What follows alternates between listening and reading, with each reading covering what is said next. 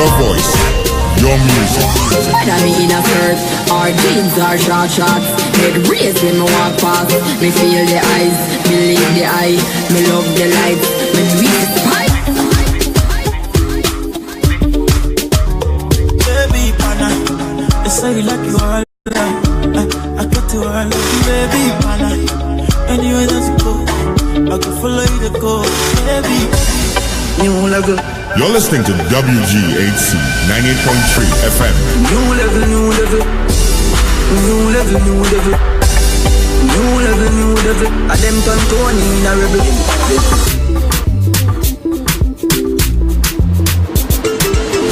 Pam pam banana pam panam banana pam pam banana pam panam pam pam pam banana pam panam banana pam pam banana pam panam pam. Your voice, your music, your station. WGHC 98.3 FM. Shut up, shut up. Freedom. Freedom. Freedom. Freedom. Shut up, shut up, shut up, shut up, shut up, shut up, shut up, shut up, shut up, shut up, shut up, shut up, shut up, shut up. My name be Shatta One. Freedom. Freedom. Freedom. Shut up, shut up, shut up, shut up, shut up, shut up, shut up. Freedom. Freedom. Freedom. Freedom. Shut up, shut up, shut up, shut up, shut up, shut up, shut up, shut up. Freedom. Freedom. Freedom. Freedom. Shut up, shut up, shut up, shut up, shut up, shut up, shut up, shut up, shut up, shut up, shut up, shut up, shut up, shut up. My name be Shatta One. Freedom. Freedom. Garafo, Monte WGHC 98.3 FM. Shut up. Demofua. Shut up. Shut up. Shut up. Shut up. Shut up.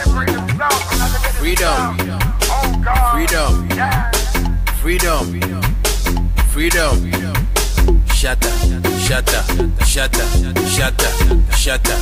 Shut up. Shut up. Shut up. Freedom. Freedom. Freedom. Freedom. Shut up. Shut up. Shut up. Shut up. Shut up. Shut up. Shut up. Shut up. Shut up. Shut up. Shut up. Shut up. Shut up. Shut up. My name be Shatta One. Freedom. Freedom. Freedom. Shut up. Shut up. Shut up. Shut up. Shut up. Shut up. Shut up. Freedom. Freedom. Freedom. Freedom. Shut up. Shut up. Shut up. Shut up. Shut up. Shut up. Shut up. Shut up. Freedom. What's up, happy people? This is your boy Black Jesus. Today is Saturday. You know what time is it? It's Saturday's talk show. It's Black Jesus Talk Show. It's from 2 to 4 o'clock. We have in the building WGS 98.3 FM, your voice, your music, your station. We're going to play Freedom one more time, and then we're going to introduce what is going on today. Was the topic. Today's topic is amazing. We started it last week, and we're going to end today. Is being black in America, part 2. So hey, stay tuned. Let's listen to this Freedom Ride. My boy Shatta Wale. Shatta Wale is in Chicago, man. We'll try to get him in the building very soon. Maybe today or next week, somewhere next week, and see if we're gonna have some conversation with him. He's the African dancehall king. So let's do it one more time. Freedom. Freedom. Freedom. Shut up. Shut up. Shut up. Shut up. Shut up. Shut up. Shut up. Shut up. Shut up. Shut up. Shut up. Shut up. Shut up. Shut up. My name be Shatta One. Freedom. Freedom. Freedom. freedom. Shut up, shut up, shut up, shut up, shut up, shut up, shut up. Freedom, freedom, freedom, freedom. Shut up, shut up, shut up, shut up, shut up, shut up. Today we're gonna have some special guests in the building. Freedom. Trace Cattles will be in the building, talking about life insurance and what insurance can do for us. Hey, stay tuned. And also, we're gonna have another wonderful, beautiful lady in the building as well. Shut up, shut up, shut up, shut up, shut up, shut up, shut up, shut up, shut up, shut up, shut up, shut up, shut up, shut up. At the same time, we're gonna have Sherry Abina in the building. Hey, we're gonna have a wonderful conversation. Stay tuned. Black Jesus is right here, WGAC 98.3 FM. Your voice, your music, your station. Shut up, Wallace says freedom. Shut up, shut up, shut up. Freedom, When you come on the page, make sure you share the page. freedom, freedom. It's gonna be amazing conversation today. Shut up. In the building here, you can see my beautiful two queens. You guys Inca in the building, and also the Queen Aisha in the building. 24th, remember, Freedom. happy yourself. Love what? Freedom. Love sweetheart, not my 24th, but don't miss it.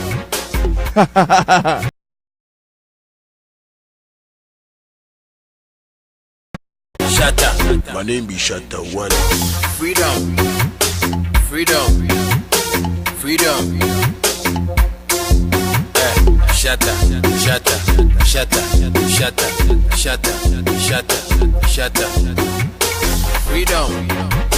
Freedom. Freedom. Freedom. When the music is good, we do it what? We play it twice. Shut up. Are you ready, ladies? Shut up. Shut up. You've been ready, huh? Oh my goodness, I hope everybody's getting ready. Stay tuned. 98.3 FM in your car, at your home, everywhere where you are. Tune in. Black Jesus is right here. 98.3 FM. Shut up. Shatta Wale say so. Freedom. Shatta Wale in Chicago, taking some awards.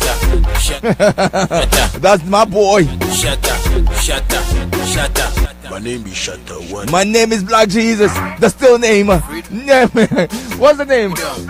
Royal Black Jesus.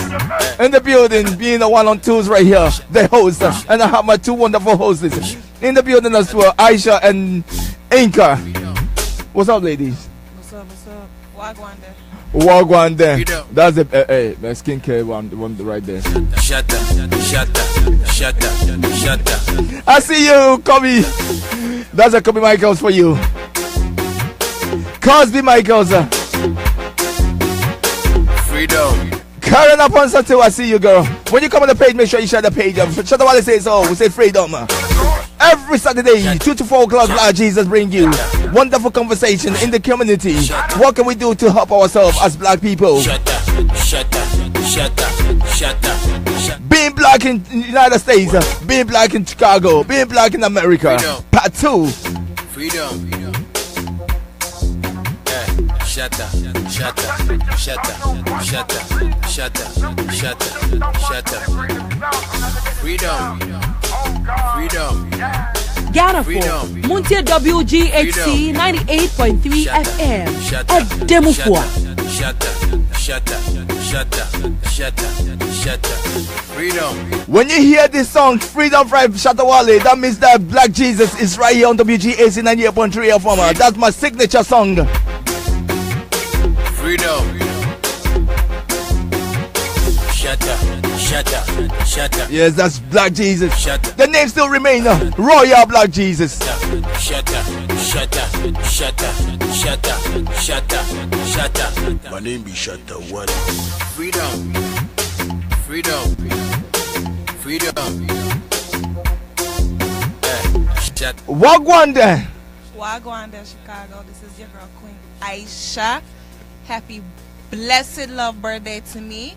Hope to see you guys March 24th at Love Sweets Up for the real celebration. Come and get some free skincare, techniques, lessons, and services. All March 24th at Iyanzi, Uptown on Broadway. Aisha, Yinka, You came in early today. This is the first time you came in early. Oh no, he didn't. No, he didn't, girl. So look, even though you talking smack, I was able to attend 2 events this morning. Okay. And it just so happened to get out early. Okay. That's why you're looking more African-like right now. I see the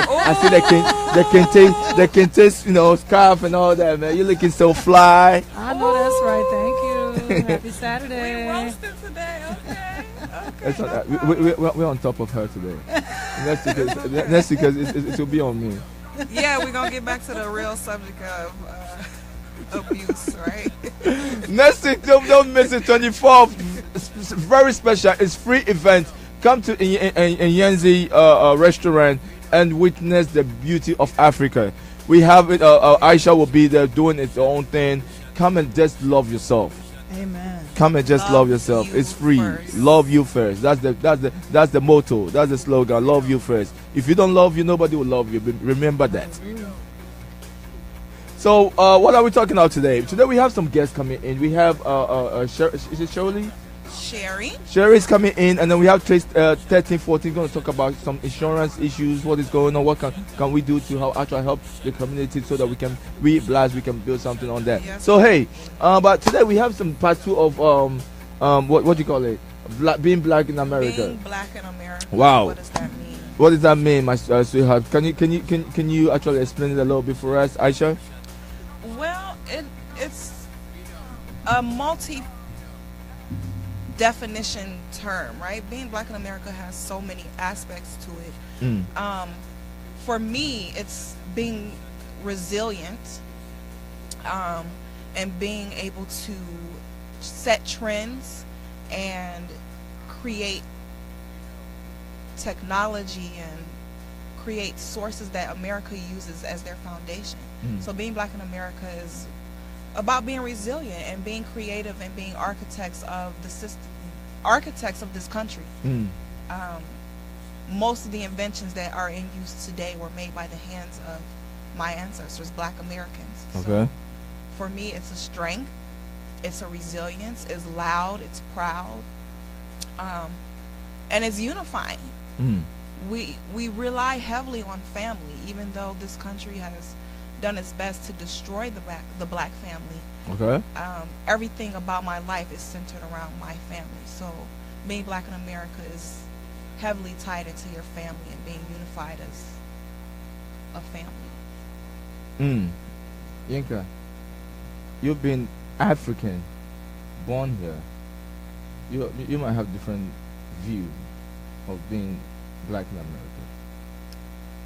Yes, from my perspective, I don't know. Over the years, I try to stay positive about it, only because obviously I grew up in the Uptown area, and I remember being called like African booty scratcher, things like that for real, But the most amazing thing is that that was even from I feel like we're all one, no matter if you're like black from Africa, black from Europe. You know what I'm saying? So just to hear like my people, not necessarily Nigerian, but just to hear them say those words is like, what?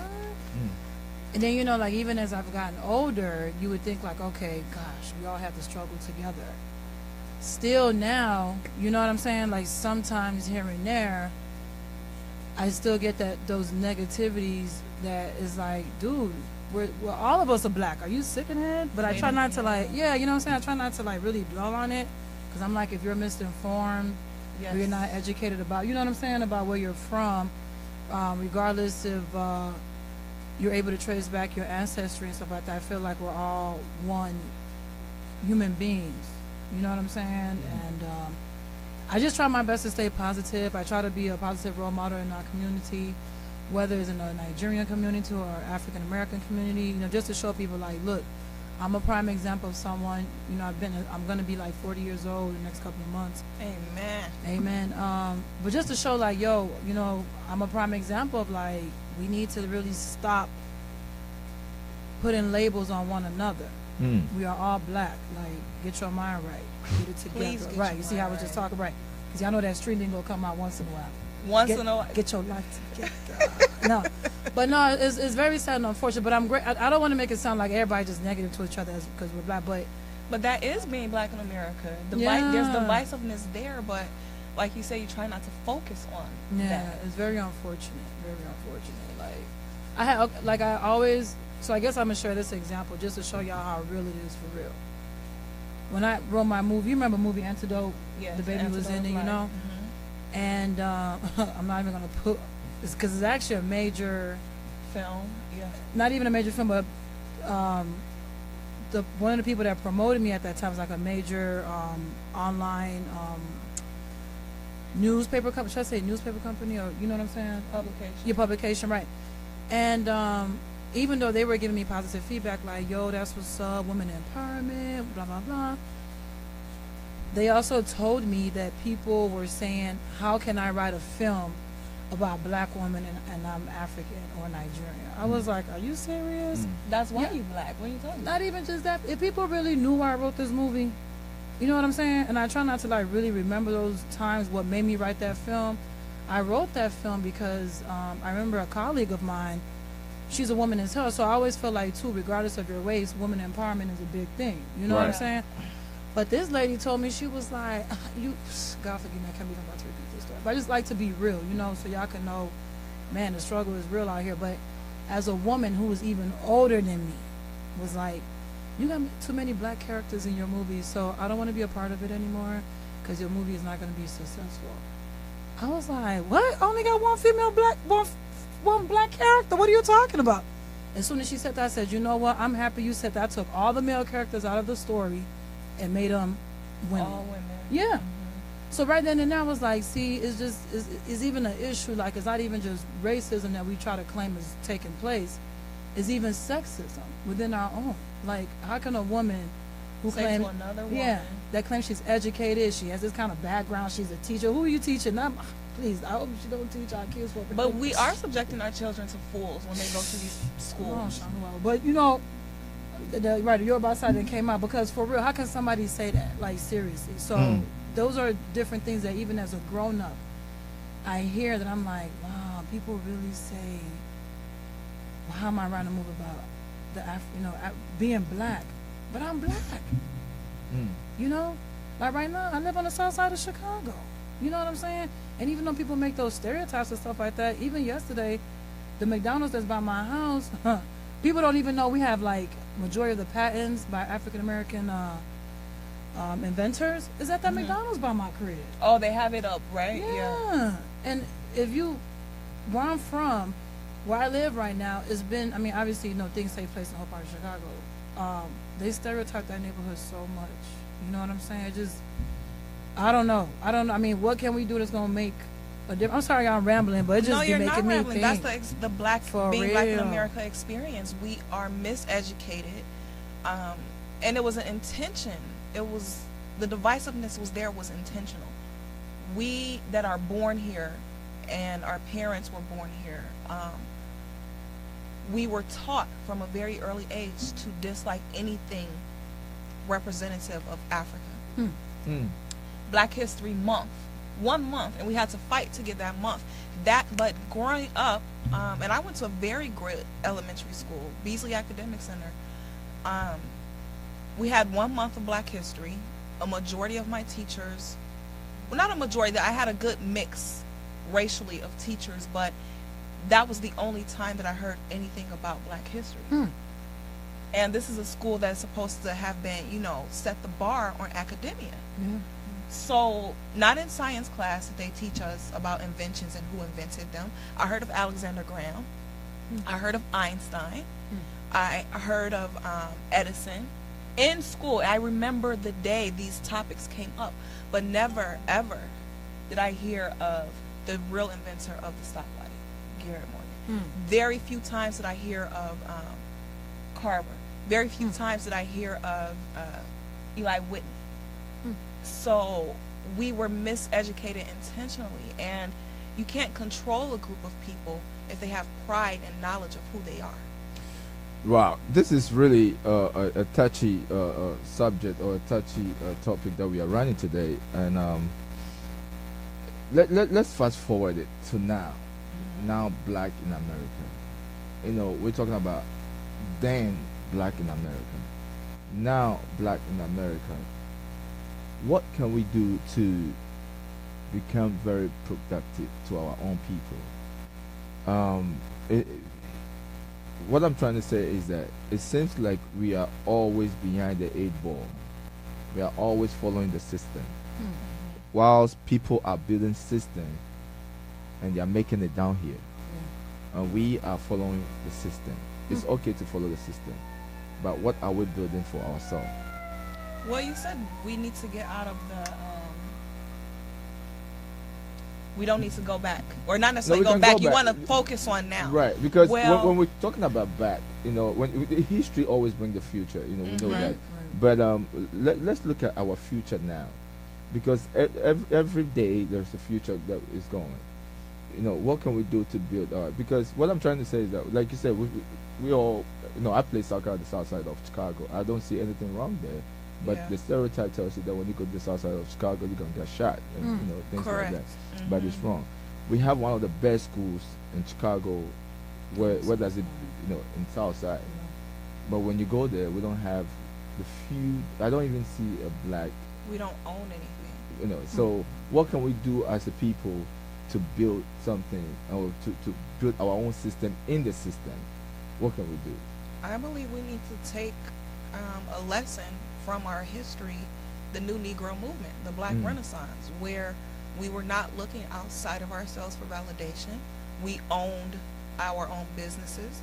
We owned our banks. There was a certain dignity about being black. That was the vogue thing to do, to be to carry yourself with pride, to carry yourself with class, to educate yourself that you have pedigree.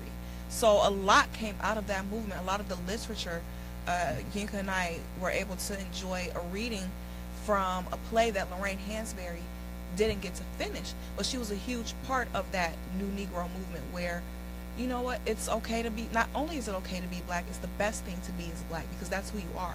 There's nothing better than who you are. Exactly. But coming along with that, you need to educate yourself. That's right. You need to take serious reading and writing classes. You need to write serious pieces. The contributions to art back then were serious pieces because they were focusing on the social issues at the time, which is how can we liberate ourselves? Stop looking outside of ourselves for acceptance and ownership. We can own our own businesses. That's right. We can create our own banks. That's to right. give ourselves our own.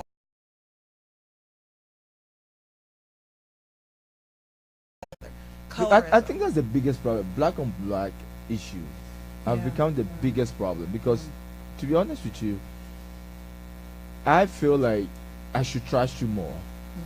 You feel like you should trust me more, but the system have really put things around us, not me to trust you. Well, why don't we trust each other? That's because the of thing. the violence. Yeah, right? Aside from bad business, the violence on the South Side. That's why you're afraid. Or Sir Bennett was saying, you know, he left early from work because he was on the South Side. He didn't want to get a ride. Why? Because it's very likely he'll be robbed. And that, you know, cab drivers, Uber drivers are targets of crime. What creates this crime that they're targets of? Poverty. Why is there poverty? The home is broken. Mom is outside working 5 or 6 jobs. If she's working, if you want to keep it real, if you're lucky enough to have a mom that believes in keeping a job, she's probably got 2 or 3 jobs to try and keep a roof over your head, right? So she's not home to parent you because she has to provide for you. The father, if your father is in your life, what example has he set for you? To hustle, to be on the corner, to go to jail, to get your stripes. Why are they doing that? The generation that came before this generation, like my generation, why were my brothers and cousins, or you know, on the corner? They had to. The role models they looked up to didn't have very many options, so they had to. Now it's a fashion thing to hustle, or you want these things, you want everything quick. You want the what are these pants? The Balmains and the Robin jeans and all that. You want that by any means necessary because there's no one in the home to teach you better. Why? Because your dad's in jail and your mama's working. Or your mama doesn't love herself, so the examples that she's bringing around you are poor examples of what it means to be a man and a provider. So I feel like one solution, back into the schools, we need to put trade programs as far as elementary. We don't even need to wait till Let, middle let, school. let me cut you in before our Yinka, the beautiful African queen, sitting down there with the whole She's my kente, African the whole queen. kente thing. I was even gonna buy a new one today. I didn't have time. We have fabric on deck now. Okay, We have lots so of fabric to switch it up if you want. I feel like I feel like already we know that the system that we are running, the system that United States, America is running, it doesn't belong to black people. We know that. It doesn't. No matter We who just you vote no. for. I don't care who you are. You just follow the system. And if you don't follow the system, excuse me to say, you kiss somebody's behind. You know what I mean? Okay. So majority of black American, black Americans. We're African. Yeah, African Do you hear Americans. Mexicans saying they are not Mexican, even if they were born African here? Americans, we are not, the school system is not for us. So we need to take control of it. So how can you do that? Before we answer these issues, and that let me play. Let's take a break and play James Brown. It says, "What? I'm black and proud." I know that. Say it loud. Say it loud, right? So let's see what James Brown says about here. We're gonna take a break. When we come back, we're still gonna continue our conversation. We already have Trace in the building. We're gonna have him come in and they'll talk about some insurance. These are some of the things that black people we are lacking. We don't know what health insurance is. We don't know what do you call it? Or whatever the insurance, man. I don't Every even know. insurance. Every insurance. So we're going to talk about insurance today. Trace 14 in the building, 13, 14 in the building. But before that, I'm black and proud by my man. As sure as you want. Just as sure as it takes 2 eyes to make a pair. Brother, we can't quit until we get our share. Say it loud. Say it loud. One more time. Say it loud. I've worked on jobs with my feet in my hand. You know all the work I did before the other man. But now we demand a chance to do things for ourselves. We're tired of beating our head against the wall and working for someone else. Say it loud. Say it loud. Say it loud. Say it loud.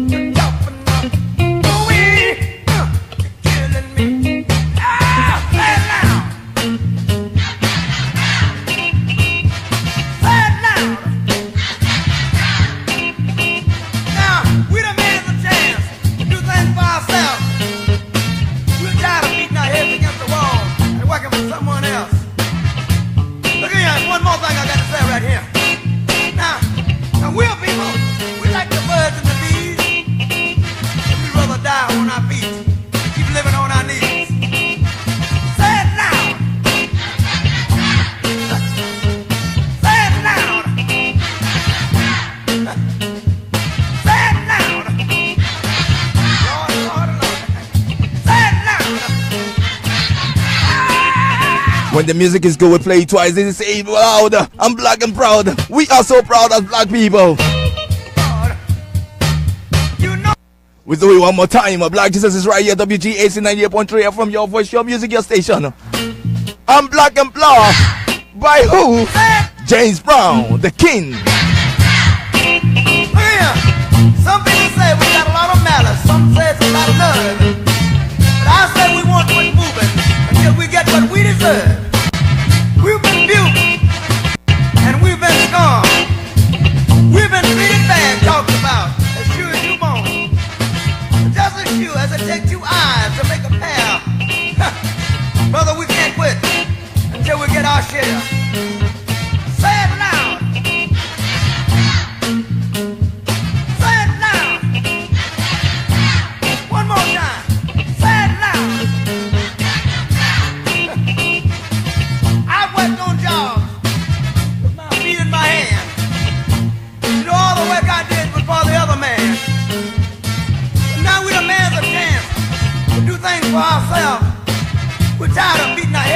wall and working with someone else.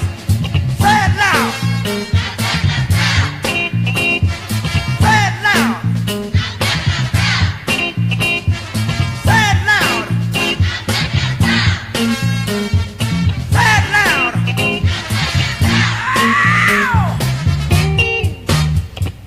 Ooh-wee.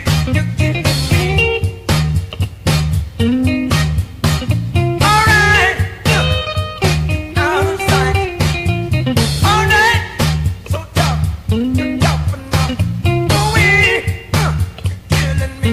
Say it loud.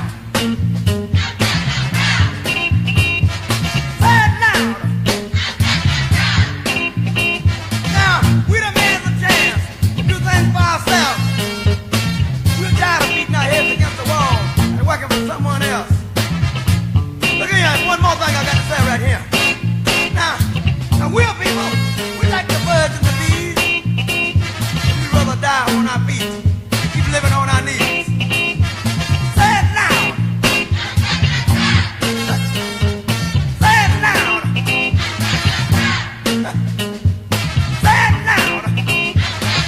Lord, Lord, Lord. Say it loud.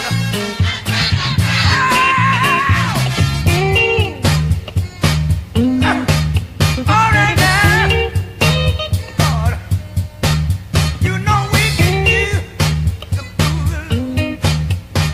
Now we You can see we have some visitors in the building right now. Black Jesus is right here, WGS 98.3 FM. Your voice, your music, your station. Trace Catos in the building. Yeah, Trace, hey, introduce yourself again, Trace. Trace Catos from Pillow Talk. Friday night, you already know what time it is again. Today I'm different. I'm talking about something totally different. Hey, So, hey, people, man. Today, Trace. professional black. Last night. Man, I'm having fun already. Already, you can see a pretty wonderful young lady in the building as well, wearing black and white. Oh my God, she looks so fine. Please, show how was you?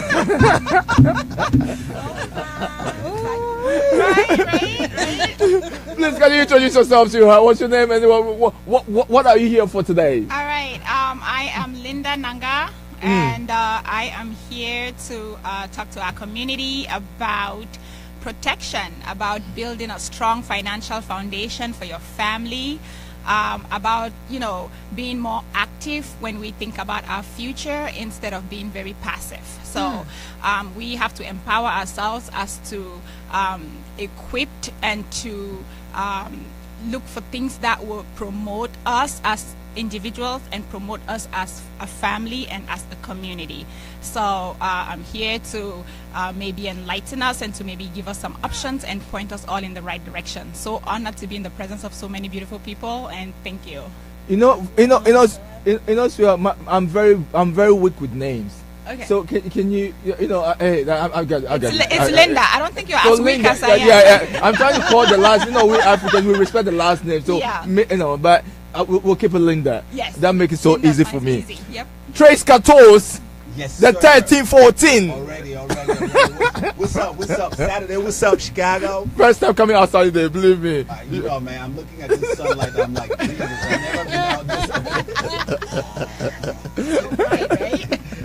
Trace, what bring you here today, man? I know you, but what bring you here? I honestly feel like the topic of financial responsibility is it's more than important, right? And it's something that we need to bring. Some people assume that they already know, but once you are exposed to this information, then you start to realize that actually you have no clue about being financially responsible. And like we talked yesterday on Pillow Talk, we talked about education. Right. This is all we do. We educate people, and we bring some amount of inspiration, some amount of knowledge that was not exposed, or that's not exposed to everybody. You don't learn this stuff at some Ivy League, at some community college, or some university. Right. This is what you said yesterday. This is street learning. This street learning. Yes. That's Trace Catos, my partner in crime. Believe me. We are Pillow Talk, man, and we're trying to bring Pillow Talk back to. We're trying to bring Pillow Talk on Black Jesus Talk Show. In here with me, I have my co-host and then my queen right there with African all wrapped, hair. She is Inka, and then Aisha is here with me. We're gonna have a wonderful conversation today. Sure. We have to educate our African community. We have to and educate everybody. Yes, actually everybody. But when I say African community, it seems like we are behind the eight ball. We're far off, so we're trying to catch up. We're about to just fall off. Yes. So the other thing, we're further in, and they're gonna fall at some point. Yes. But Africans, we are like right at the cliff, and we're just fixing the fall. Before coming on the show, I went to the barber shop to look good like Trace Catos, and then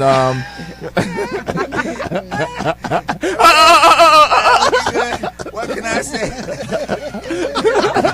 I don't know how you guys feel with this one. So, and then we were actually talking about this. That I met a very good friend of mine, and then he says, man, there's things that we are lacking is that when somebody died, then it becomes like the family or the kids owns a balloon of, they own when your father died or parents, so you have some insurance whereby that when you passed away, your kids are financially sound and things like so that it's like when you see all these white people, white cultures and things like that. When they passed away, their kids are already one step ahead from the game. So that is what we are learning today. And that is what this wonderful Linda is here today to educate us with. So, hey, the ball is in your court. Tell us what we can do to, especially me. Just talk to me. Forget about the rest, man. I'm selfish. Yes, I'll talk to you as well as everybody else. So go ahead, Miss Linda. Actually, lay out the foundations and let's see what the questions that we can throw in, and also we can open the lines and then people will call in and then we'll that would be awesome. Yes. Well, just like you said, we are very unaware of what's out there. First of all, there's a saying that you don't know what you don't know. So if you don't know what you don't know the questions to ask, and you don't know where to go seek this information from, right? If we want to target the issue of death, let's talk about life insurance for a minute. Life insurance primarily is a transfer of risk. So you're transferring risk from yourself to somebody else. Think about your cell phone, right? We all have cell phones and they're insured. Think about your flat screen TV. They're all insured. Think about your car. You cannot drive out of a parking lot like a car dealership without insuring your car, right? So then think about your life. How much are you worth to the people that you love? You need to be thinking about transferring the risk if something were to happen to you. Let me put myself in the picture for a minute here and share a little bit about myself, how I came about to this awareness and why I'm so passionate about sharing, right? I woke up one morning, I would say maybe 3 years ago, with my loving husband, right? He was 43 at the time, and we're having a good morning. And all of a sudden, a guy who's healthy and fit has a stroke. How do you account for that in your life, right? You woke up okay. You didn't have a headache or nothing, right? So that's life changing right before my eyes. I had no power to do anything about it. I have children that I have to take care of, right? So now I'm freaking out. That's a situation that I don't want anybody to wake up to one morning, right? I'm so thankful and so grateful that he's okay right now. But what if? What if? Then you have children to take care of. You have children to send to school, right? You have a mortgage. Life continues. So we have to understand that life insurance is a transfer of our risk and is a gift of love to the people that we leave behind. We need to stop thinking about life insurance as something that is not valuable, as something that is too expensive, because trust me, it's not expensive. Life insurance has evolved in such a way that you have products now that act not only as a life insurance vehicle for you when you die, meaning that while you're still alive, you can accelerate this death benefit and use that death benefit. For example, if you have a stroke like my husband did, if we had a life insurance policy, we could have been able to accelerate that death benefit and been able to take care of my family in that 1 year when he was incapacitated, right? You have policies out there that you don't have to die, my friends. We don't have to wait till something happens and while we live in poverty. While you're alive, you can accelerate your death benefit. We have policies that act as investments. We all want to grow money. Come on, right? So not only having a vehicle where you just have the life insurance component, you have this one product that also acts as retirement, that also acts as college funding for your children, right? That also comes with long-term care. What happens to you when you get sick? You guys. 4 things are going to happen to us in this lifetime. We're going to die. We're going to get sick. We're going to get old and we're going to retire and we're going to send children to college. How are you actively planning for these events that will happen to you? The government is not structured to take care of these things for us. We all know about Social Security. Everybody knows that it's unsustainable, right? So why are you relying on Social Security? It will not be around. Why are you relying on Medicare? Medicare, please understand what Medicare does. It does not sustain you when you're in a long-term care situation. The government only pays for a couple of months and then you're on your own. So if you are not actively looking and actively preparing for these inevitable situations in our lives, they will happen and you will be unprepared and your family would be destroyed for it. So this is something that I really want to provoke us to action. So I don't know, what else can I say? Can I say? Trace, I know. What do I want to add? What do you want to add to this? Then questions will follow. I know my guests over, my hosts are here. They are ready to ask some questions because we are all family. We have kids. We want to know how can we actually impact the little that we have into the future of our kids. Exactly. How do you leave a legacy, right? You just said it. How do you leave a legacy? When we came to this country, I'm assuming most of your audience are foreigners. For those of us who are foreigners, we came to this country, right? We're hustling. We're trying to get ahead. The one thing that we have in our favor is that we have the ability to work and to produce, right? And to create. We have that God-given energy in our body to be able to push ourselves, right? But if you don't have the fundamental education of finances, how is this money that we're working so hard to create, how can we save it, how can we manage it, right, so that our children don't have to struggle the same way we're struggling. The average American kid, right, let me just say the average Caucasian child knows about a hedge fund, knows about savings, knows about building a financial structure for themselves. What do our own children know? They know hard work. God bless them. But outside of that hard work, what else do they know? Nothing. Do they know how to manage money? They can work and make money, but somebody's got to teach them how to save this money, how to build this money, how to grow this money, how to protect this money, right? They're not going to learn that from school. So we, the parents, have to educate ourselves. Put things in place for them, so we build a strong legacy for them. We make sure that whatever we're learning also, we pass it on to them. Thank you, Miss Linda. You are so right. You just nail it. So believe me, we're on WGHC 98.3 FM, your voice, your music, your station. Black Jesus still right here. That name still remains Royal Black Jesus. Every Saturday we're gonna bring you something amazing that can bring our community together, that can bring us to the next stage. Trace, man, you brought in this man, this woman is too much for me, man. She got me thinking. Trace, please. You have been there, smell it, done it. What it is, man. Look, so like every young man in America, I felt like I knew it all. I'm a stubborn guy.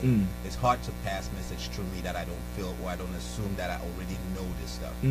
And I can't count how many times she was like, Harry, come with me and let me expose you to some information. I was like, I don't know what information you're gonna expose me. I don't know. I don't know, really. I cannot Google it out here and get it. Look, like I cannot count. I think maybe 6 months you kept. Yep, I was forcing me on to come. him. And one time I visited her. I was just on the couch. I had just finished watching a soccer game. And she's like, "What are you doing? Just come, let's go." And I was like, "You know what? Let me just get her off my back." You understand, right? Like, let me just do this, so she can like just quit nagging me. You know, let me just follow her. And I was just reluctant. We just got in the car, drove to this place, and I sat down, and people started talking. I got 3 kids, right? So and every time they were talking, I kept thinking like, okay, I don't think I'm ready. Like I'm not ready. Like I don't think I'm financially ready. You understand? right. I don't think I know what I think I know. Because now I'm saying, if something happens to me, what happens to my kids? You understand? There's this saying that we say, if you happen to die, you need to come back and see the mess that you left behind. You understand? Just come and see how your significant other is struggling. They have to leave out of that house that you guys were, because it took 2 incomes to put that house together. Yeah. Now you're having to leave 1 income to run the show. And you know, especially with us Africans, we have this thing that if we die, we want to go back home. Did you leave the money behind for us to take you back home? If you did not leave it, GoFundMe, the person who designed GoFundMe did not design GoFundMe for that. You understand? And we have to go now. Increasingly, begging is becoming difficult. People want accountability. If I give you $20, I'm going to say, you know what? Come and tell me back what you did with that $20. You understand? So it's becoming increasingly difficult that I have to go out there and beg. Please, this person just passed and we need to send the body to Ghana. We need to send the body to Cameroon. We need to send the body to Kenya. It's becoming difficult. And people are saying that cremate. Cremate is not free. Cremation is not free. No, it's not. Still provide. And the issue, like she was saying, don't rush into getting something cheap, because when you were putting a phone insurance on your phone, you didn't get a cheap insurance. You got the best. And when your phone has an issue, they're gonna tell you still put $150 down. Yes. Plus the insurance that you pay every month, right? And you might pay all of that money, and when the new release for the iPhone comes out, you go drop $1,000. When the new release for the Samsung phone comes out, you go drop $1,000 to get it, but you pay insurance. But now, if I want to educate you on how to protect your family, plan for retirement. We're gonna retire. I don't want to be working after 65, and 65 is not too far for me. I know, You right? understand? So we want to teach younger people to start earlier. The earlier you start, the better it is for you. When you skip it when you're much older, the more expensive, because you're closer to retirement. So the package is a bigger package. So for me, I like to tell people the truth. I don't like to sugarcoat. I'm like, you're not ready. I don't know a whole lot of Africans that are ready. When I was at that meeting, I was like, excuse me, I need a pen. Remember, I didn't even want to go. Exactly. I was like, excuse me, I need a pen. I just found myself taking notes. You understand? Like, okay, I don't really think I'm ready. Like right now, I was scared to die because I was not ready. I had to wait until somebody came to my house, and then when I made sure that I had protected my family, the first night when I slept, I actually slept like good. a man. You slept good. You understand? But I had never had this problem before because I didn't know and I didn't care. But once I knew, and that's the power of information, I had to take action. You understand? And once I took action, I slept like a boss. I was like, you know what, God, you can take me now. My people are set. You understand? And that's why I keep talking about my kids are set. I don't have nothing to worry about. You understand? And I just need to keep doing what I do, and I feel like I'm on the right track right now. And I cannot have this kind of knowledge and not share to my sister, not share to you. I told you, I was like, Black, I can't go ahead and leave you behind. That's right. You understand? And you've been pulling me for how many months now? And I am not going to stop until I know that you are where I am. I like that. I like that. And that's the mission that we are. We're not about selling products. We're about educating people that you need to get to where we are. And that's what Black Jesus platform is all about. We're trying to educate people because like yesterday we were talking, education doesn't just come from the floors. No. This is what we are doing is some form of education. So education is the key, like you said. Yesterday I didn't agree with you much, but hey, today let's say education is the key, but it doesn't come in the 4 walls of the class. I'm loving this topic, this show already. Yinka, Aisha, we're gonna have a quick musical break, and then when we come back, I hope that I'm going to open the lines. We're going to get some calls coming in. And also, if you guys have some questions, throw to Miss Linda. She is ready to answer all questions. We're still going to play the musical I'm Black and Proud because I love that song. Oh, let's do it one more time. This is it. Your bad self. Say it louder. Say it louder. Some people say we got a lot of malice, some say it's a lot of nerve. But I say we want to quit moving until we get what we deserve. We've been buked and we've been scorned. We've been treated bad, talked about, as sure as you moan. Just as sure as it takes 2 eyes to make a pair. Brother, we can't quit until we get our share. Say it loud.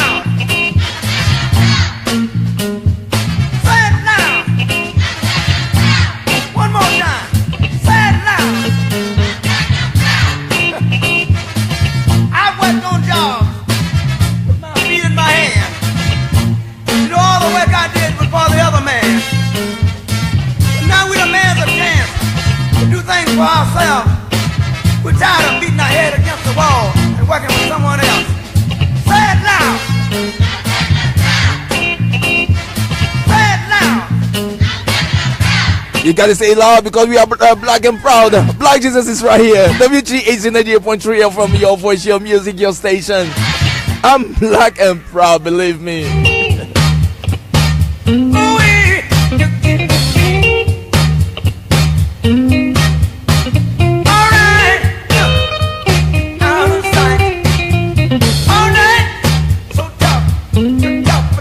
When you come on the page, make sure you share the page as well. We have some educative topics today. Finances, insurance. We don't know nothing about it as black people. Let's learn something today. Come on. Now, we done made us a chance to do things for ourselves. We're tired of beating our heads against the wall and working for someone else.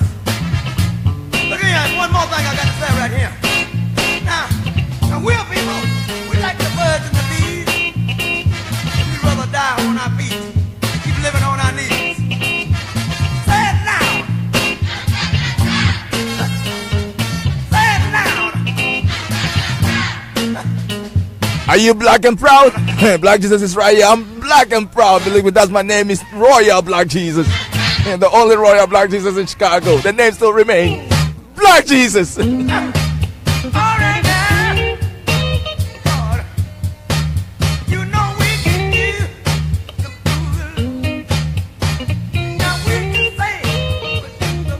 So we're gonna open the lines right now. If you want to, contribute in this very topic, 773-942-7167. Make sure you call in. We are here to listen to your voice. Black Jesus is right here. Say it loud. I'm black and proud. But this is Sizzler. It says what? Rise to the occasion. Rise to the occasion by my boy Sizzler. Today's topic is amazing. I'm loving today's show.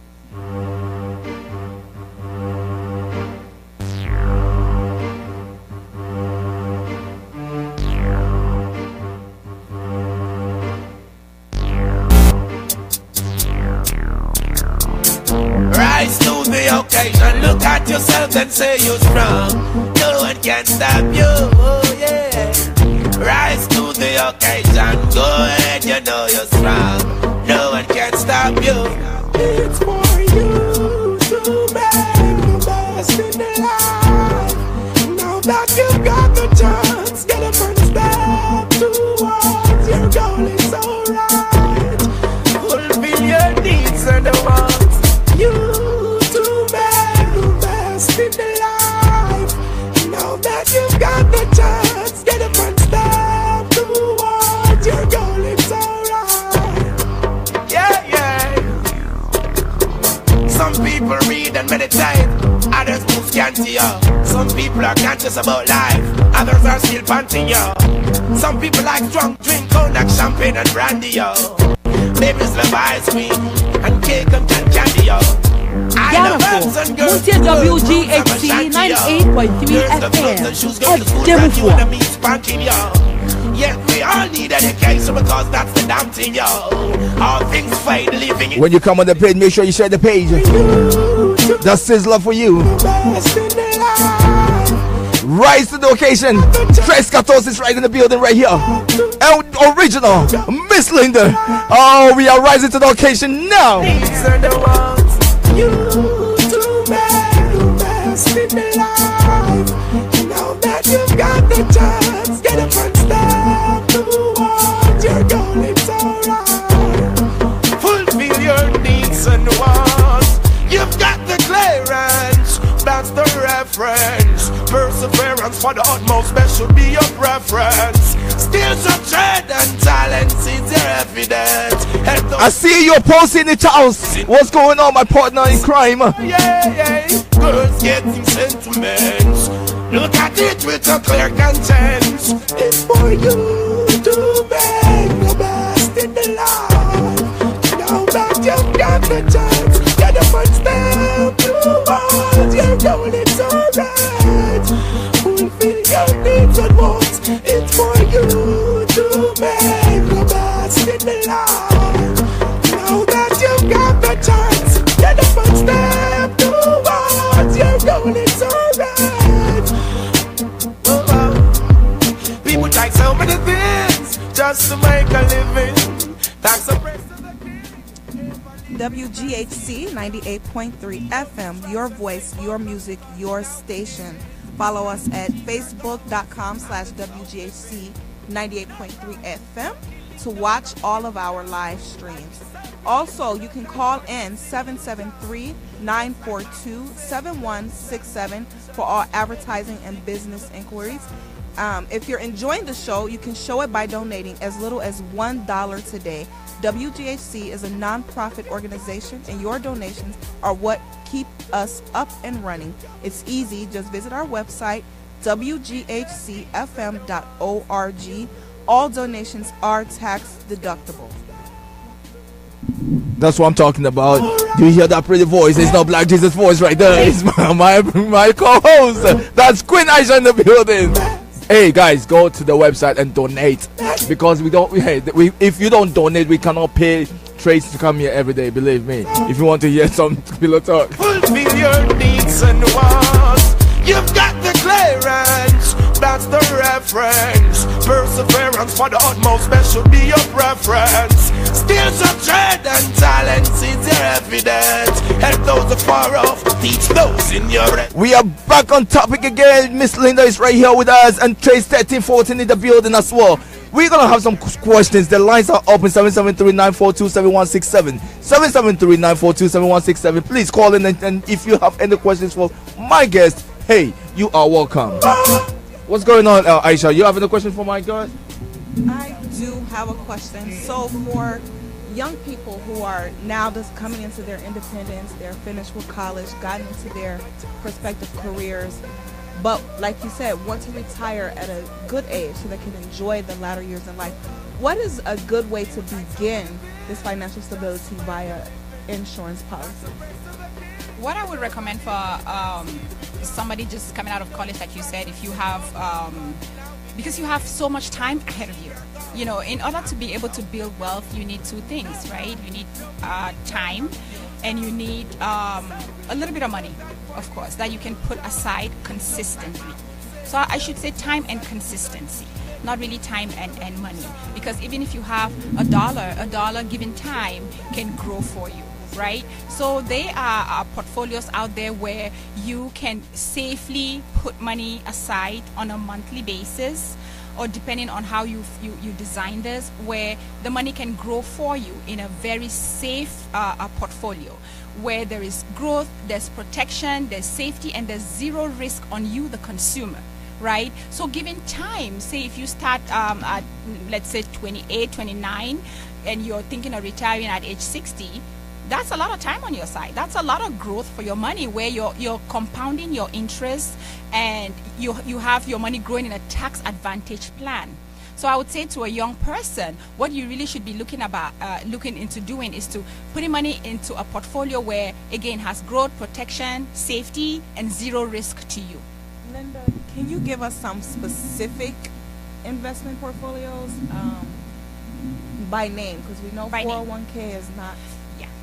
Yeah, exactly. So I'm very passionate about this particular product. It's a new product that's out in the market. It's called an IUL, so a fixed index IUL product. Fixed index IUL. Hope you guys are taking notes. Yeah, so it's Index Universal Life product, right? So this product actually is like a bundle, like your television bundle, right? It comes with your internet, it comes with your cable, it comes with your phone. So this product actually acts as a bundle where you can fund it for retirement, you can fund it for college purposes. It comes with long-term care. Remember we talked about long-term care. It comes with cash accumulation as well. It also comes with life insurance. So you have all of this doing the same thing in one bucket. And one monthly payment. One monthly payment. So simple. That's very useful information. What about those who know that they're going to be starting families and don't want to wait too late to begin to putting away money for their children's future, to pay for college? You don't want your child to graduate high school and have no idea what they're going to do. They want to know that it's not only an option, but it's possible, because mommy and daddy have already made preparations for that. So what are some good tools to use? Right. Yes. Applying for college is very important, and you want to start really early. And I know they have a lot of programs out there. Again, the message here is you have to educate yourself, right? We're in an era of the educated consumer.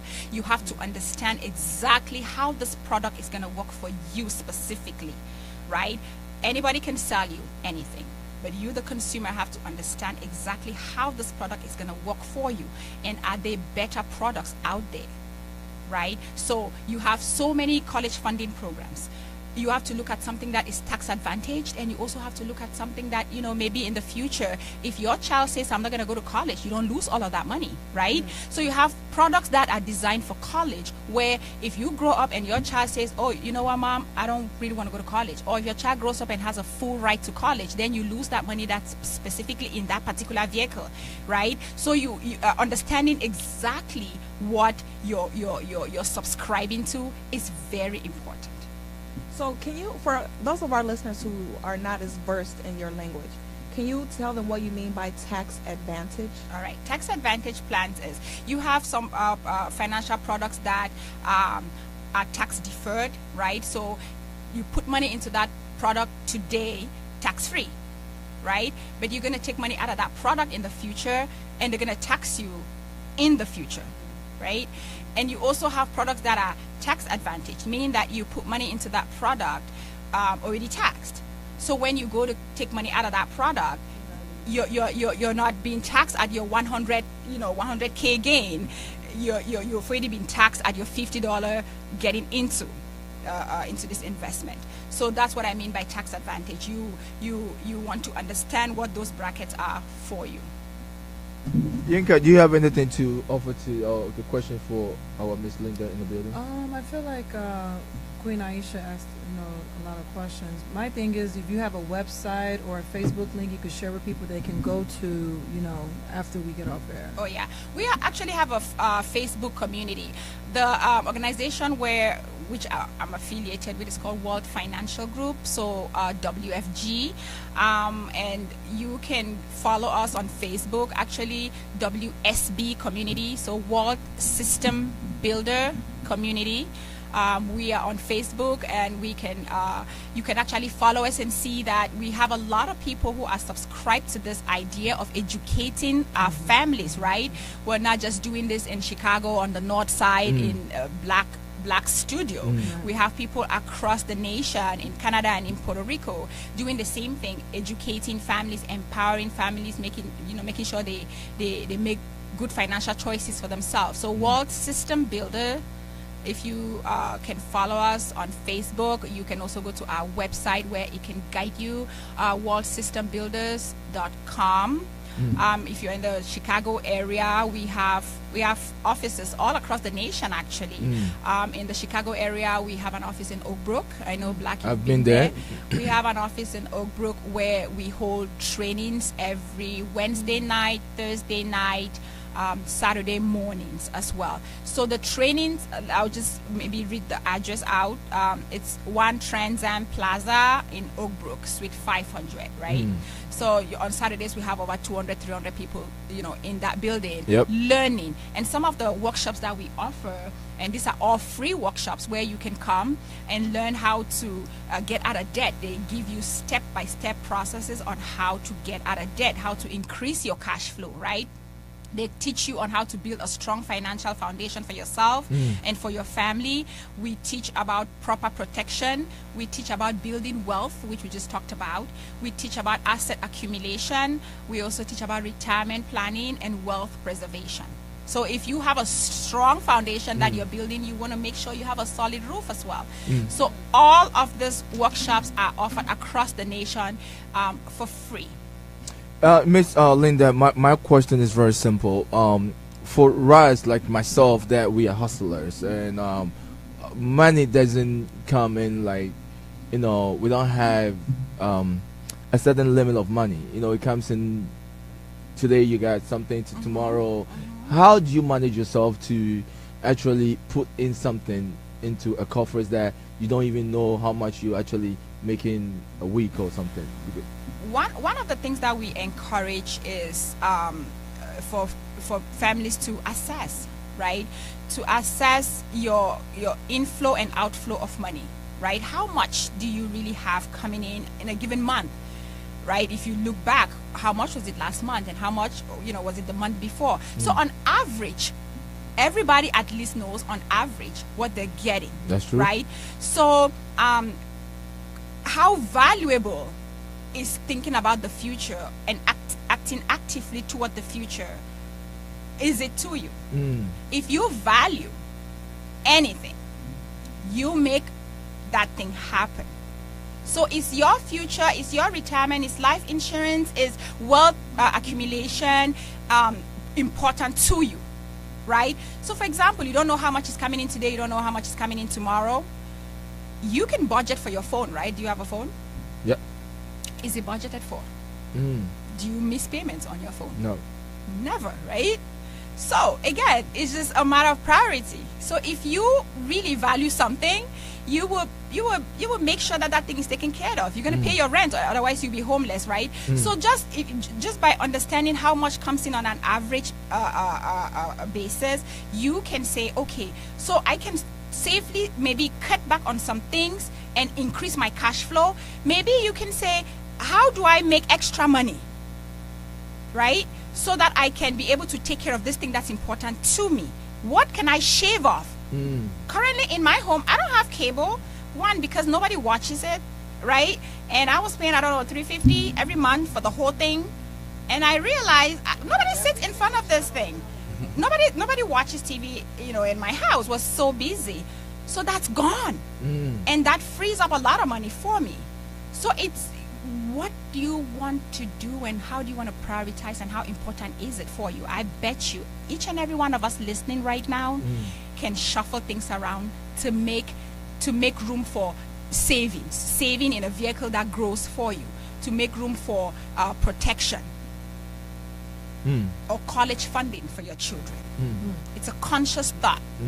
Once you get that idea into your head, you build up on that, and there's so many ways that you can shave off money and create money. That is very true. You just nailed it. Actually, when I went to the seminar that Trace 1314 actually invited me to, the man said something that really it got you like got me to like, yeah, it was like, it was like, man, after you pay all these bills, have you ever paid yourself? You have to pay yourself first. And that alone was like, oh my God, I don't even remember the last time I paid myself. Yeah. Most people pay all of their bills before they pay themselves. And like you have to pay yourself first. Pay yourself first. You have to pay yourself first. And when we say pay ourselves, it's not to go get a brand new no, exactly. That's paying somebody. Right? So pay yourself means that you put in some money somewhere. Yes. Because he says, he asked me some question. He says, when do you want to retire? And I said, I wanted to retire around the age 65. I said 60. He was like, man, you got 20 more years in you. Do you know if you put $10 a day, you're going to be making almost about $500,000 within 20 years. Yep. And I never think of that. And I've been in this country for a while. If I'm putting $10 since then, like right now, I'm in Ghana enjoying life. Exactly, right? Just give up a little bit of that latte, that Starbucks that you get every morning. That creates $10 right there. But if you look at the long run and think about, like, if I do this one little thing consistently, that's the key. Consistency. If you do it consistently, where are you going to be 5 years from today financially? Where are you going to be 20 years from today? And if you understand the rule of 72 and you know exactly where to put your money and how it grows for you, right? The rule of 72 is just like how long it takes for your money to double, right? So how long does it take for my $1 to double? If I have 4% interest and I have 8% interest, how long would it take in either one of these portfolios to double my $1? So then you will consistently put that $1 in that portfolio and let it grow for you. Wow. So Africans have this thing called susu. I don't know. Susu, yeah. Jangi for Cameroon. Contribution, right? And I think that is we put that for essentially what we say. We need an emergency. I need a lump sum. I don't want to go to the bank. But now we're in a society that at some point we're gonna retire, and susu is not gonna cut it. No, you understand? It's not. And some people are religious in susu. You understand? And some susus are structured in such a way that if something were to happen to you, they're gonna say, "Here's $10,000. You remember? Here's $15,000." Right. But what would $15,000 do? Well, you still have to pay that. No, that's that one that it's like a trouble fund. They say, so it's like you're taking out of when you will collect. Okay. Right? I think that's how it works. Like you're contributing to the susu, right? Yeah. And at your turn, you collect. You collect. But something happens, they're like, okay, you're going to collect yours now, but then you're still paying into it because the other people have to collect. So you're still putting yourself in debt. You're not protecting yourself. So essentially, you're not getting out of debt. Yeah. So thanks for that. So that's the thing. You don't want to. I would discourage susu, right? Because like she said, you're putting yourself. It's a merry-go-round stuff. It's not an investment. Your money does not grow. You just take. If there are 10 of you and we're each putting $1,000, at some point you get $10,000. What do you do with that money? You probably just spend it, and then you give back 1,000 to everybody. I don't know about you guys. I've been a part of that, like in the past, which I'm no longer doing that. I don't know, like statistically, did you ever take the money and do something big with it? No. Nothing. You have a plan. Like in my experience, you'll have a plan, right? Something big. I'm saving for this. This is the only way that I will save, because if I save by myself, I will spend the money. Then your turn comes. What has happened? Not only is that your big project there, someone has died. Now you have to contribute your responsibility to that person. Your car starts to smoke. Yeah. Something is going to happen. Something. Oh, I want to pay these bills. Oh, I don't feel like working anymore. I have my social to depend on now. So it's not a smart. The same thing with tax return. You get a lump sum of tax time. It's about to be tax time. People are rolling in 3,000, 5,000, 10,000. How many people? It's a tiny percent of people that have taken their tax return and actually done something, right? So you just take it, and then, like she said, something comes up, and immediately that money starts to roll out. Somebody just calls you from back home, and they need some emergency surgery, and you're like, Jesus. But in one sense, if you look at it, you know, I always say I'm very thankful to God that I had this money to be able to solve this problem, right? And I'm happy that oh my goodness, there was this money to solve this problem. But remember what we said about paying yourself first, right? So if you take that and if you were putting it somewhere where you were paying yourself first, then you will not feel so deprived. Yes, it's gonna be there for you to carry you through some of these like emergent situations. So again, my goal about all of this is, please do not be cheap on yourself. You're the most important element in all of this. You pay, like we said, you pay all of this insurance and you don't take care of yourself. Don't rush to go buy a $5, like they tell you a 31-year-old can get a policy for $5. That is you being cheap on yourself, which means you're not going to realize the benefit of it. Yeah, you're not. So you're just giving up that money. So invest in yourself, and because you value yourself that much, if you think that you value at $1 million and you have what it takes to put that $1 million in yourself, do not deprive yourself of that. Trace, Linda, thank you guys so much for coming in and dropping these gems. This is how Black America is going to save ourselves. This is how we come out of these conditions that we're in. The system we live in does not care about you, me, or the life of our little children. How do we get out of this situation? Step one, invest in yourself. Prepare your family for your demise. Abi? Yes. It's Abi. And I hope I see you at and Trace, before we will let you guys go, please, when is the next workshop? And I'm bringing my team. Every Saturday at 10:30 at you have the address at the Trans Am One Trans Trans Am Plaza at Oak Brook. And is it John? How is the when you want to register to be part of the team and things like that, does it go? And then before we end up, so let people know to be. I mean, like, okay, if you're thinking about like, okay, fine, that sounds interesting. I would really want to come to these workshops and learn, which I really encourage all of us to come out and attend either one of these workshops. Like, pick one, get out of debt, right? And pick one and just learn for yourself. If you come to Oak Brook, we would sit down with you one-on-one. We can show you two things: how to make money and how to save money. Two of these things. So I hope that we're intrigued enough to reach out and say, okay, talk to me about this, or talk to me about this, educate me about this. But most importantly, go out and learn for yourself. Go out and learn for yourself. We have Trace and Miss Linda in the building. We thank God that we have them today on my platform, Black Jesus platform. And please, don't miss, hey, Africans, black people, whoever you are, don't miss the boat. This is the way to go. Let's actually fund for the future. Our kids are our future. Like, you know, Miss Linda saying, you know, when we don't have insurance, there's something wrong with us, because we can have insurance on everything. Our house insurance, home insurance, car insurance, phone, whatever insurance we have, but we don't have human insurance. There's something wrong. We have to come together and educate ourselves, and this is one of the education that we just got from this wonderful two people, Trace Katos and Miss Linda. Miss Linda, thank you so much for coming in, and wonderful educative topic that you've given us. Well, thanks for having me. Thank you. So we're gonna break in, and we have another interview coming in. Miss Shirley, whatever the name is. Sherry what? Sharifa. He said Sherry. Sharifa in the building. We're gonna have a wonderful conversation also. But before that, let's talk about I'm a Prisoner by Lucky Dube.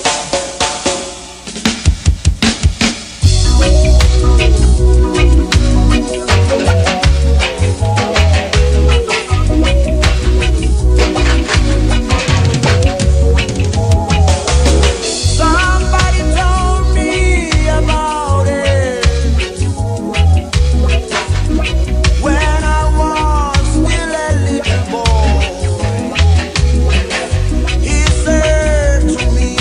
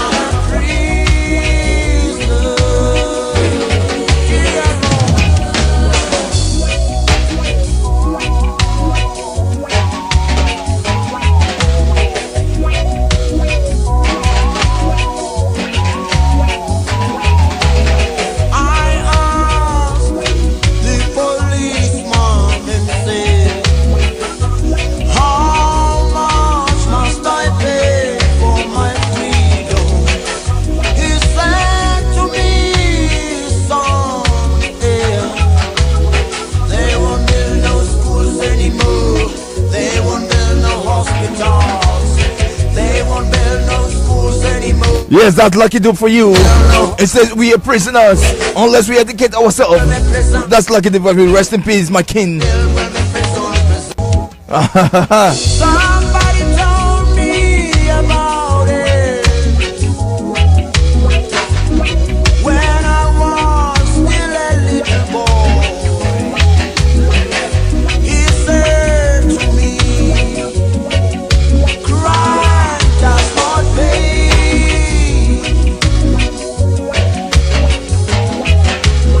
He said to me, education is the key. Yeah. As a little boy, I thought I knew what I was doing. Yeah, man.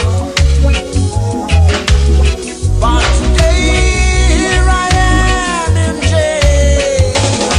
I'm a prisoner. I am a prisoner. I am a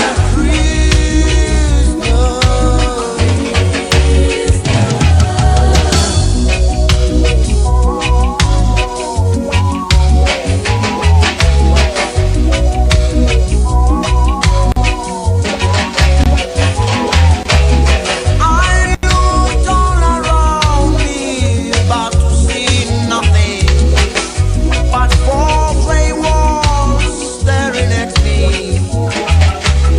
The policeman said to me, son, they won't build no schools anymore. All they build will be prison. They won't build no schools anymore. All they build will be prison. They won't build no schools anymore. All they build will be prison. 'Cause today, yeah, I am a prisoner. I am a prisoner. We're back in the building. Thank you so much to Linda and Trace for coming in and giving us good, sound financial advice.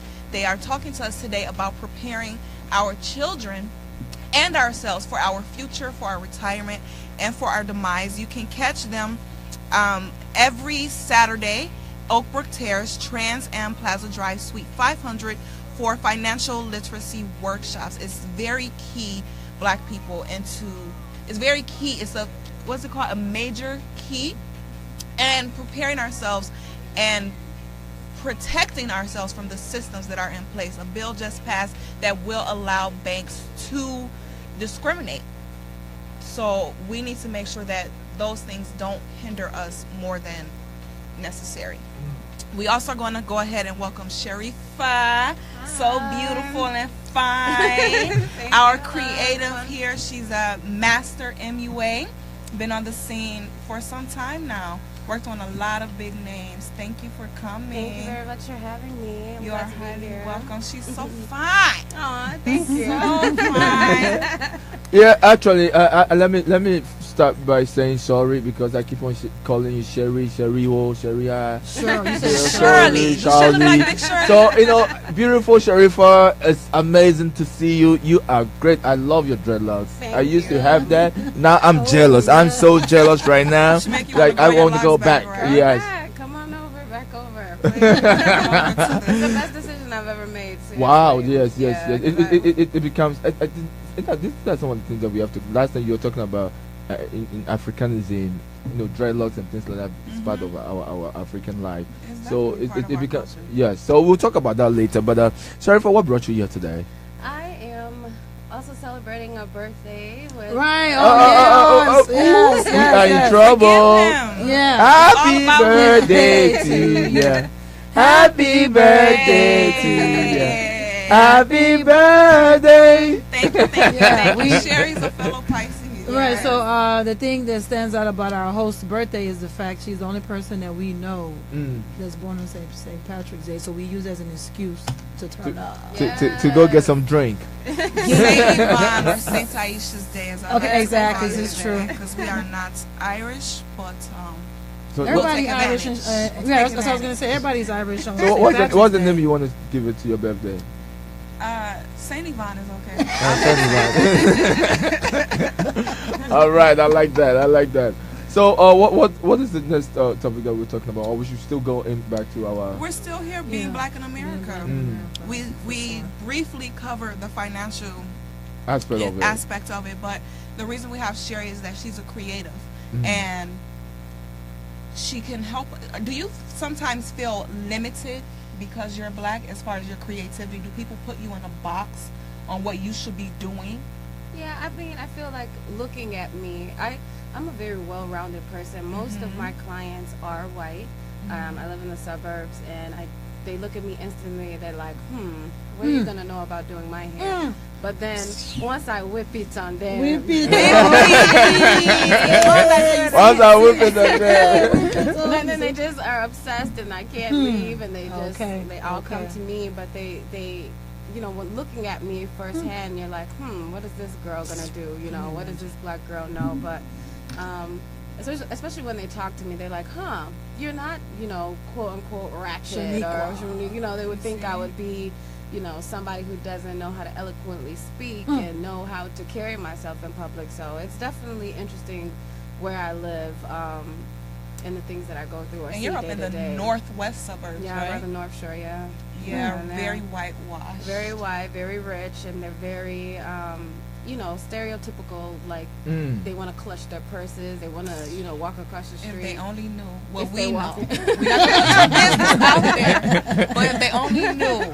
And then it shocks them because they're like, oh, you know, when I sit someone down and talk to them, they're like, oh, you know, well, what are you doing out here? Is what I instantly get. I'm like, wow. Like, yeah, what if I was born and raised right here? No, seriously. And I'm like, well, I'm from. Right? Do they feel like you don't belong there, or? Yeah, because why would you say, what are you doing here? You know what I mean? Like, oh, are you working? Like, I must be married to some famous basketball player or some. But they don't know. They just don't know that you own the joint. That's the problem. Well, you know. Okay. I know that's it's interesting how they act, but then I love being that person to prove them wrong. Yes, Like, man, you know, that's what I'm not the typical. You can't put me in a box. Multifarious. Very, very, very. Like, so it's interesting being out there and seeing how they act, and you know. And then I say, oh, they're like, where are you from? And I'm like, Wrigleyville, and they're like, what? I can't imagine. Like, yeah, I went to school in Lincoln Park and all this stuff, and they're just confused. Like, really? I thought you were gonna say you were from the South Side. I'm like, there's nothing wrong with being from the South Side, first of all, you know. And I'm like, I have to like kind of treat them and treat them at the same time, you know, because it's like, okay, you know, you're not gonna just think that everybody is just crazy acting. For those of you who don't know, treat, aka check, get their mind right, correct them really quick. And this lady is very well traveled, so I think when people see the locks, the way the nose ring, which is beautiful, they think, oh, she's this type of black girl. And then she opens her mouth, and even if she stopped before she opens her mouth, if you read her bio, you may even want to go and bury yourself in a corner to know that, you know, we are not one type of thing, and being black in America cannot be defined in one word. So I was saying that they look at us, they actually never read the book, but they judge the book by just the cover that they see. And you know, I've been in that situation before many times, you know, when I used to live in Forest Park. And you know, walking home, you know, sometimes coming from work, wear suit up, you know, going home, and then I've gotten a situation whereby officers, you know, pull me over, not even asking the question, just hit my head on the bump, you know, crazy, very crazy. Abuse. And then later they just realize that I'm not that type, and I'm not the person that they're looking for, and things like that. But what can you do? That tells you black in America is tough. We have to carry ourselves in a certain way to belong. And we shouldn't. We shouldn't, exactly. We don't have to change the way we speak, you know, or change the inflection in our tone to fit in. When you define yourself, they adapt to you. We don't have to necessarily adapt to our surroundings. That's right. We're powerful enough to make our surroundings adapt to us. Because when you think about it, just like you said, they look at you and they later find out, oh, he's not that type of person. But they look at your outer appearance, right? That they're judging the book by a cover, but that very cover that they, and I hate to keep saying they, but this is just, it is what it is. Our show is real. They try to emulate that very cover. When white people lock their hair, it's never going to be as effective and as beautiful as this, because their texture is not designed for it. Our locks came from the natural way we used to style our hair before there was a pick or a comb. Our hair grew in locks, and it was a beautiful crown of glory. They tanned their skin to almost burn their skin, causing themselves skin cancer, which we'll be touching on at Love Suite on March 24th, Eyanzi, Uptown. I will be educating you on proper skincare. But they burn their skin to look like us. They grow their hair in locks, and now you see Kylie has inspired a whole generation of people to go ahead and put on wigs. I think that brought me to this question, and I'll ask Sharifa about it. Because I can see the African touch in her, and I'm loving it. I'm loving the dreadlocks. I'm loving this. I'm loving everything. She's real. When we said African beauty, we're looking at her. Yes. Not you. Why are you trying to go hard today? There's some tension between black and Yinka. Because you're not going to beat them later. We have about next 20 minutes and things like that. Your surroundings and things like that. I know if you don't open your mouth, or if you don't tell them who you are, immediately they put you in the bracket. How do you actually make yourself known that, hey, you can't cross that line? And that's some of the things that we as black people, we are lacking that confidence. Like you mean as far as like, do I have to be like, hey, don't speak like that towards me? Yes, or like, yes, well, yes. I kind of do it in a sly way. It depends on each situation. There's a younger guy that comes in this shop, and he's always using the N-word, trying to be like. But he's not black. He's not black. He's a white little boy, but he in this certain age group, maybe he's like in his 20s. They think that because it's in the music that they can say it, So I had to tell him like that. It's not that I agree with the word and have the connotation behind it, because you're putting that power into the word if you get mad about it. He's like, I didn't say this, I said this, in the inflection of how he used the term. But I was like, no, I'm like, no, you don't say it at all. Because just because you think you're comfortable enough to say it around me doesn't mean that you're not going to get slapped by somebody else. Right. So I teach them in that way by saying like, look, okay, don't just think you can just go around saying this to everybody, because if I didn't say anything, they think it's okay and just use it more and more and more. Exactly. Just say it in front of me like, oh, like you. So I had to politely say, look, I understand maybe you and your friends talk like this when you're listening to the music. It's okay. I understand you're gonna sing the whole song and you're gonna stop. If it's already in the songs and things like that. So I mean, I would just have to politely check or treat them and say, you know what, this is not okay. This is not okay. And it really does bring forth into the music that we are making. Because you can't expect these words to be in the song and then make somebody say, okay, you got to stop when you say it, but then you don't have to stop when you say it. Right. So if it shouldn't be said at all, don't say it. You know what I mean? I agree. So it's like everything has a trickle down effect. We want to be treated a certain way as black people in America, but we need to portray that. We need to be that. We need to put our crowns back on, because we're just and we're making it okay. Then it's not. So that's the question that I keep on asking myself, and Aisha, Yinka, that goes to you guys as well. It seems like we give them the leadway to say what they want to say to us because we used it. So how can you? I know one day I was watching the Oprah, and that was my favorite Oprah show. She was talking about that issue, that we should stop using those words and things like that. How can we stop this? It's really difficult.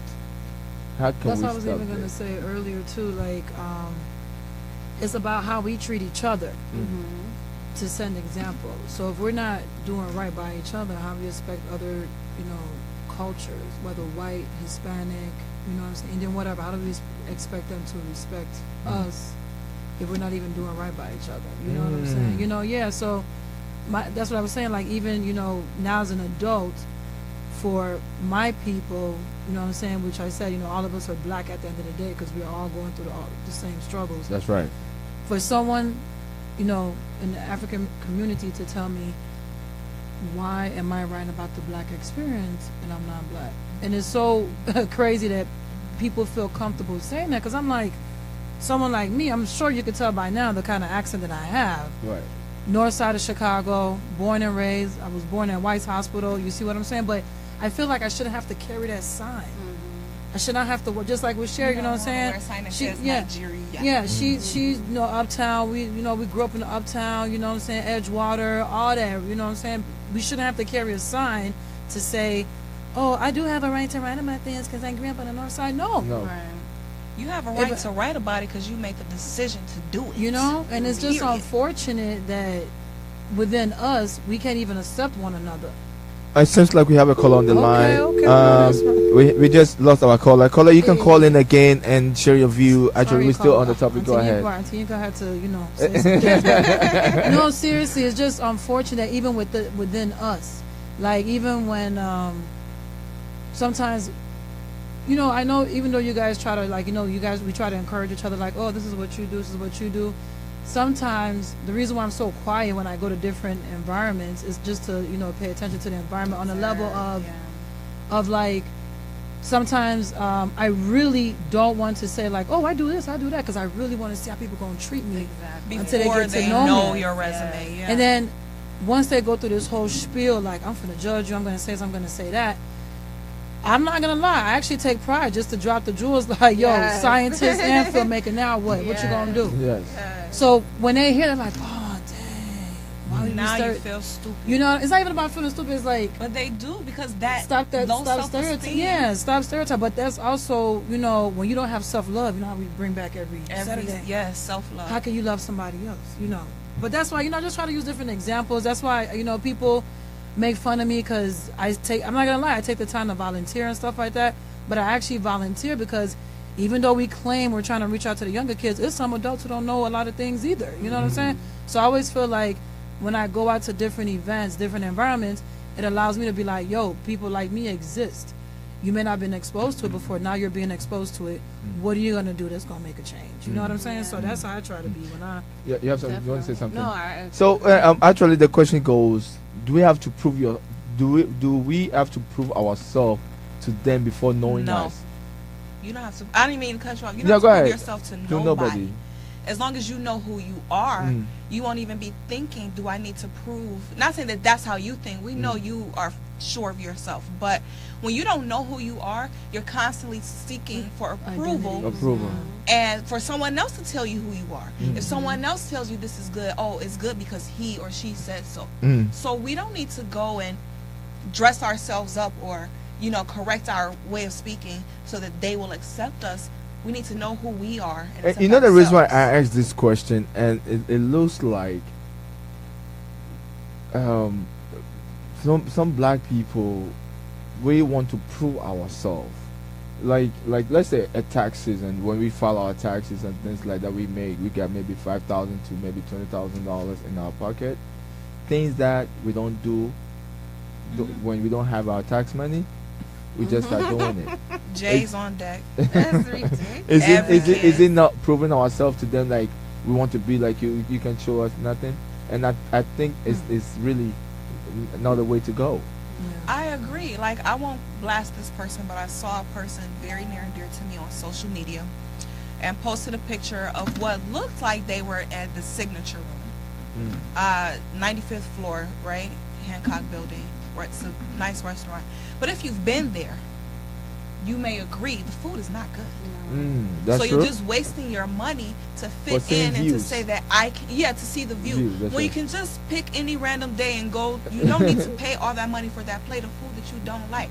Like, I'm not big on filet mignon. Why? Because I had it once, and me as a steak lover, I was highly disappointed. But we put ourselves in certain situations to prove that, you know, I can rub elbows with the best of them. Or I can afford this just like you can afford that. And then at the end of the day, where are you going home to? The same spot that you started with. Yeah, and 9 times out of 10, where you're going, you're renting. Whereas the person who can really afford that $90 steak owns where they live. Mm. And let me even correct myself, because sometimes we look at the white experience, think that they have it so easy, when they're in just as much as financial hardship as we are. Same. When you think about the majority of people. But I really just want to encourage my people to stop trying to fit in. That's Get right. in where That's you the fit word. in. You don't Fit need in. to. Yeah. You define yourself, and you can only define yourself when you know who you are. Oh. And it's only us that's going to teach us who we are. Not this country and not a white man's country. How can he tell you about your people? That's right. You guys in Africa are really big on that, like you mentioned earlier, that last name. Yeah. Because that's your father's name, Yeah. that was his father's name, and that tells a story of the bloodline that's running through you. That's right. So I say it all the time, stop looking outside of ourselves for validation and for definition. And also, I feel like it comes to media as well. Like people are trying to emulate what they see on TV, you know, and it's scripted.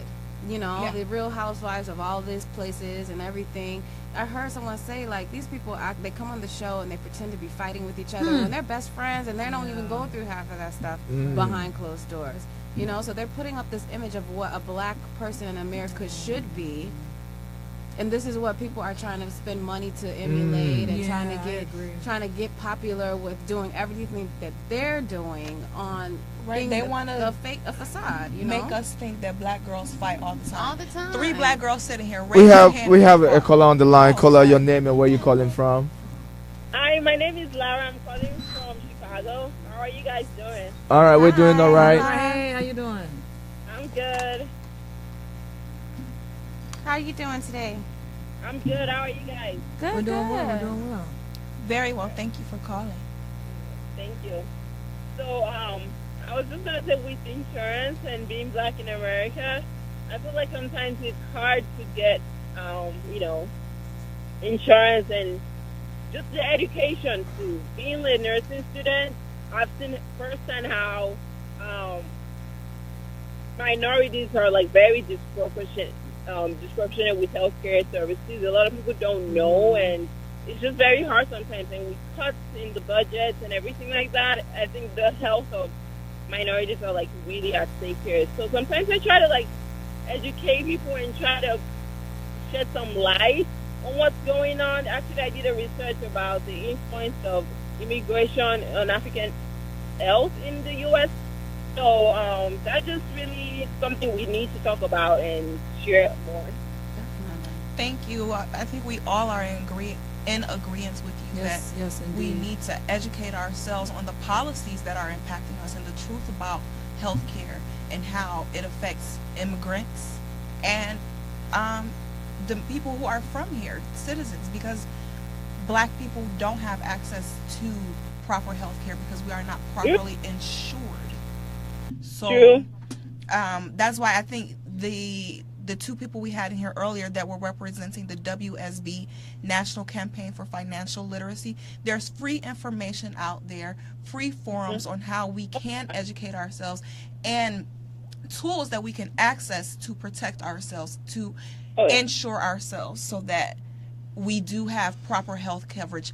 And I'm so glad you called. Has anyone ever wondered why there's a dialysis center in all the black communities? In every black community? Especially in Chicago, yeah. That's a good question, because literally one time I was on the red line and I saw an ad for like a free kidney mobile screening, you know. I feel like hypertension, I'm also a nursing student and I work as a nursing assistant.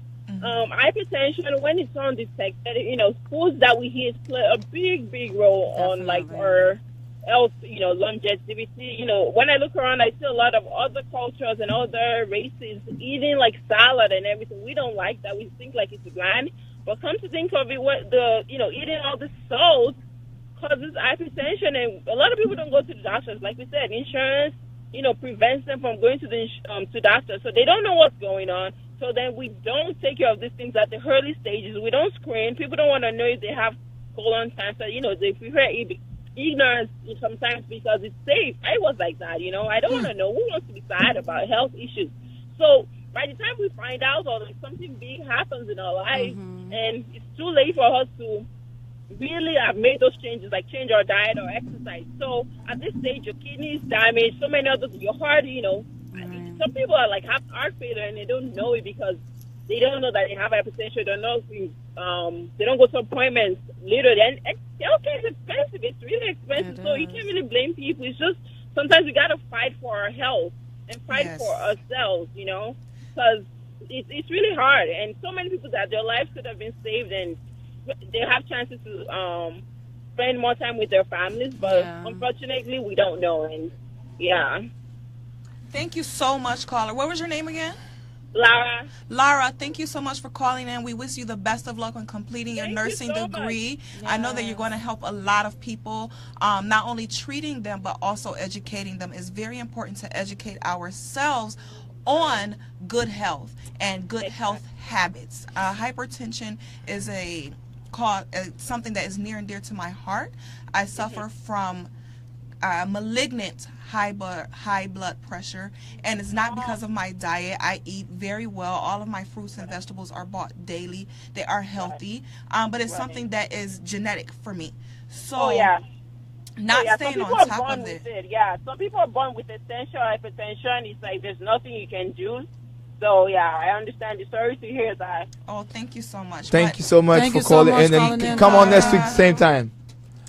So we have about next 5 minutes to run our show up, and I'm just loving today's show. Today's show is just amazing. We have two wonderful guests in the building. We have this financial group that came in and educated us as black people or as a community to start doing something for ourselves. You know, life insurance and all the insurance that they're talking about.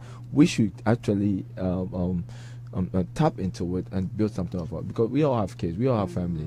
What legacy are we leaving? Exactly. You know, to leave behind to our kids and things like that. And when we say we are building an empire, how do you build an empire when you don't have those structures around you? Because all these people, all these Chinese and Indians and things like that, they have that. That's why they are financially strong. They're financially powerful. And we're going to talk about that. You know, so great conversation we have.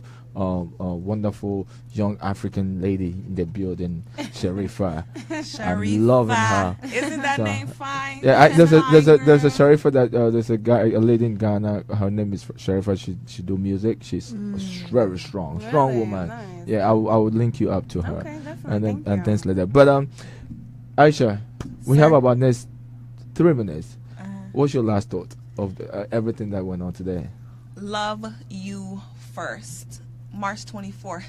Love Sweeter. Iyanzi. 2 p.m. Is going to be a good time. We are educating people on how to properly care for the body's largest organ, which is the skin. We are imploring every woman to love yourself first and be bold about it. So the lineup, we have Master Taylor Ayo of Ayo Fashions. We have Michelle Lamotte of Michelle Lamotte Salon, Master Hairstylist. We have Iman Fowler of The Beauty Farm.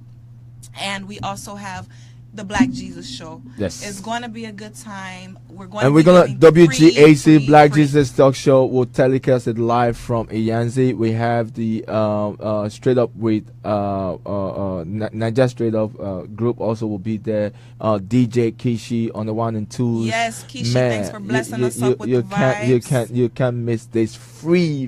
This is free. Come and just eat on our eat on our table for free. Aesthetics dime, because I didn't waste though. I wasn't stingy when we put this together, because we are really big on community and we are really big on service. Yes. So we are here to serve you guys. Please come, bless us with your presence, and allow us to bless you by catering to you and treating you like the kings and queens that you are. Sharifa. Yes. Please give us your last words. Bless us. Thank you very much for having me on. I hope to be here a lot more. And you're welcome. And, enjoy the good vibes with That's you right. guys. That's right. And I look forward to seeing us more.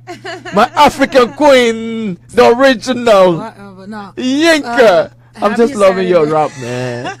You know that, you see that thing right here is like a pony, like what do you call it? The horse that have that thing. What's Unicorn. the name of it? You need to go to bed. To bed. All right. Do not listen to Black. But happy Saturday. Very grateful that our guests came in today. That's what's up. I want to give a couple of shout outs real quick. You know how we do. Shout out to the Dandra House. Thank you so much for allowing me and other community members to come in and be a part of your program. I look forward to sharing the wealth with other peoples in the community, especially the fact that you guys are really, really reaching out to the young adults to let them know not to give up. Shout out to Lux Vacay. You know what I'm saying? It's the time of season. Forget those cruise on.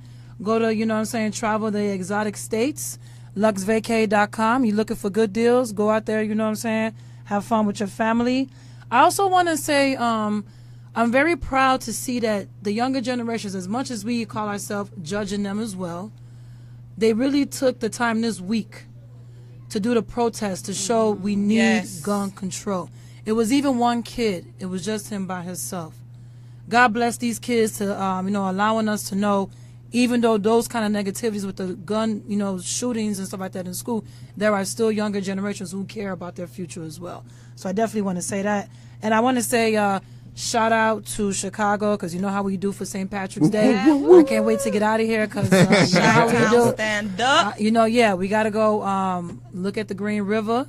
Party, just turn up. Everybody Irish on St. Patrick's Day, so shout out to the Irish culture for coming up with that. That brings our show to the last music, and it says Sizzla, give me a try. Give WGAC a try. Give Black Jesus a try. Give Aisha a try. Give Sharifa a try. Give Yenka McQueen a try. And give the whole Chicago a try. Next we're going to talk about how we can put the guns down. Black Jesus is right here. WGAC 98.3 from your voice, your music, your station. It's about time to play you some Sizzla.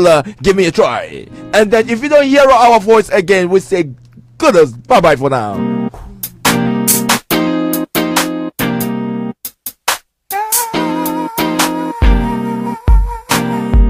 Where do you go? Don't you need my love, baby? Why can't you come on and let us play?